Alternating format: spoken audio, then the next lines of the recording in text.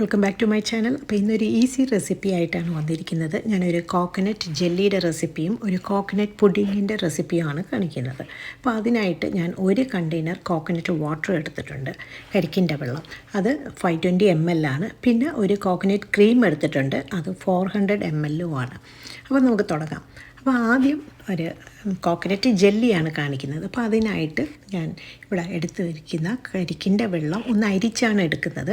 കാരണം അതിൽ ചെറിയ പീസസ് കരിക്ക് ഇങ്ങനെ അരിഞ്ഞ് ഇട്ടിട്ടുണ്ടാവും. അപ്പോൾ അതുകൊണ്ട് അതിനെ അരിച്ച് ഞാൻ മാറ്റി എടുത്തിട്ടുണ്ട്. ഇനി ഇതിനെന്താ ചെയ്യണമെന്ന് വെച്ചാൽ ഈ വെള്ളം നമ്മൾ അടുപ്പിൽ വെച്ച് ചെറുതായിട്ടൊന്ന് ചൂടാക്കുകയാണ് ചെയ്യുന്നത്. അപ്പോൾ ചെറുതായിട്ട് ഒന്ന് ചൂടായിട്ട് വരുമ്പോഴത്തേക്കും അതിലേക്ക് ഒരു 1/2 കപ്പ് പഞ്ചസാരയാണ് ഞാൻ ചേർത്ത് കൊടുക്കുന്നത്. അപ്പോൾ നിങ്ങൾ ഈ പഞ്ചസാര കുറവാണെങ്കിൽ കൂട്ടാം. അപ്പോൾ നിങ്ങൾ എത്രയാണ് കരിക്കിൻ്റെ വെള്ളം എടുക്കുന്നത് അതനുസരിച്ച് കൂട്ടുകയും കുറയ്ക്കുകയും ചെയ്താൽ മതി കേട്ടോ. അപ്പോൾ പഞ്ചസാര ഇട്ടതിന് ശേഷം നന്നായിട്ടൊന്ന് ഇങ്ങനെ സ്റ്റെയർ ചെയ്ത് കൊടുക്കണം, കാരണം അതൊന്ന് അലിയണം. അപ്പോൾ അതുകൊണ്ട് നന്നായിട്ട് ഒന്ന് ഇളക്കി കൊടുക്കുക.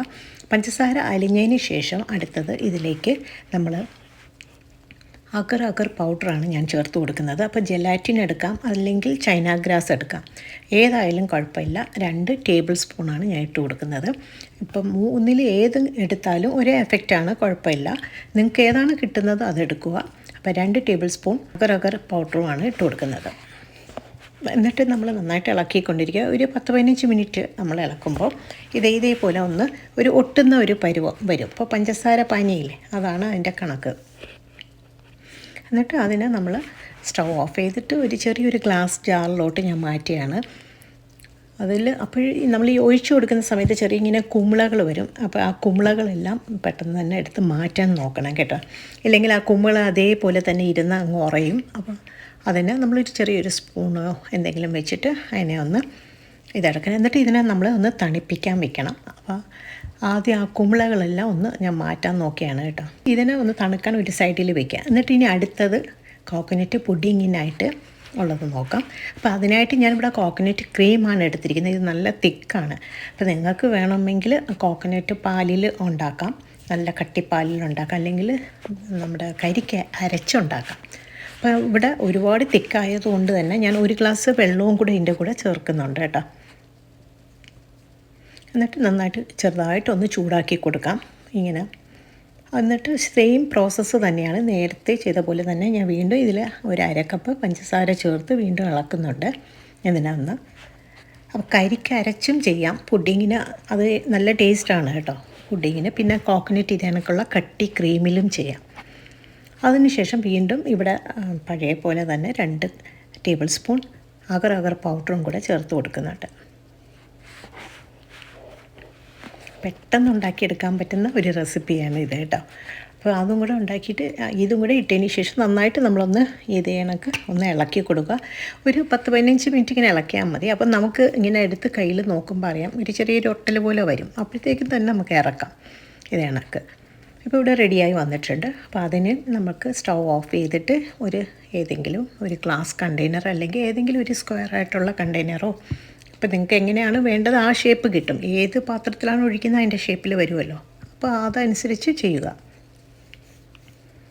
അപ്പോൾ ഇത് കുറച്ച് തോനെ എനിക്കുണ്ടായിരുന്നു, തിക്കായതുകൊണ്ട് ഞാൻ കുറച്ച് വെള്ളവും 1 ഗ്ലാസ് വെള്ളവും കൂടെ ചേർത്താണ് ഞാൻ മിക്സ് ചെയ്തത്. അപ്പോൾ അതുകൊണ്ട് ഞാൻ കുറച്ച് വലിയ ഒരു കണ്ടെയ്നറിലാണ് ഒഴിച്ചു കൊടുക്കുന്നത്.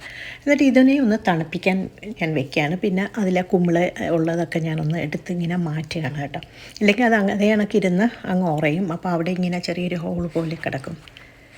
അപ്പോൾ അതും കൂടെ എടുത്തിട്ട് ഇത് രണ്ടിനെയും കൂടെ നമ്മൾ നന്നായിട്ടൊന്ന് തണുത്തതിന് ശേഷം, ജെല്ലിയും കോക്കനട്ട് പുഡിങ്ങും നന്നായിട്ടൊന്ന് തണുത്തതിന് ശേഷം നമുക്ക് ഫ്രിഡ്ജിലോട്ട് ഇതിനെ ഒരു 5 മിനിറ്റ് നമുക്ക് ഫ്രിഡ്ജിൽ വയ്ക്കുമ്പോൾ അത് നന്നായിട്ടൊന്ന് സെറ്റായി വരും.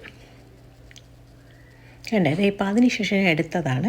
ഇത് നന്നായിട്ട് സെറ്റായി വന്നിട്ടുണ്ട്. അപ്പോൾ നമുക്കിതിനെ ഒന്ന് കട്ട് ചെയ്ത് എടുക്കാം. അതങ്ങനെ ഒട്ടിയൊന്നും പിടിക്കില്ല പാത്രത്തിൽ. ശരിക്കും കൈ വെച്ച് തന്നെ ഇങ്ങനെ ഇളക്കി കൊടുക്കാം. പിന്നെ ഞാൻ ജസ്റ്റ് ഒരു നൈഫ് വെച്ച് ഇങ്ങനെ സൈഡൊന്ന് ഇളക്കുന്നതേ ഉള്ളൂ കേട്ടോ. അപ്പോൾ നാട്ടിലൊക്കെ ആണെങ്കിൽ നല്ല കരിക്കിൻ്റെ വെള്ളം കിട്ടുകയാണെങ്കിൽ നല്ല ടേസ്റ്റ് ആയിരിക്കും. പക്ഷേ ഇവിടുത്തെ കരിക്കിൻ്റെ വെള്ളത്തിനൊന്നും വലിയ രുചിയൊന്നുമില്ല.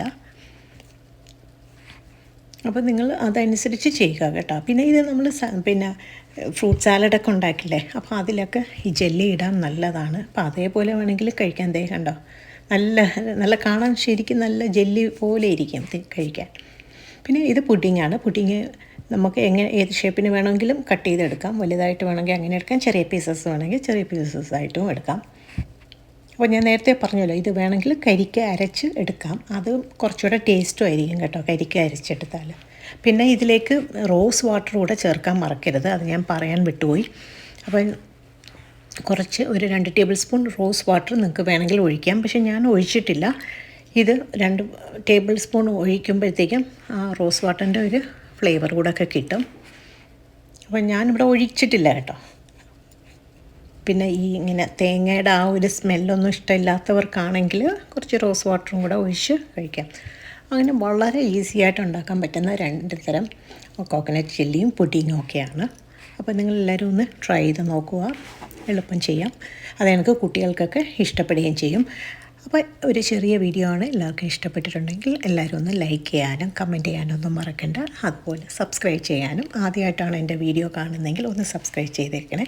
അപ്പോൾ നമുക്കിനി അടുത്തൊരു വിഷയമായിട്ട് കാണാം. So see you next video. Until then bye and take care.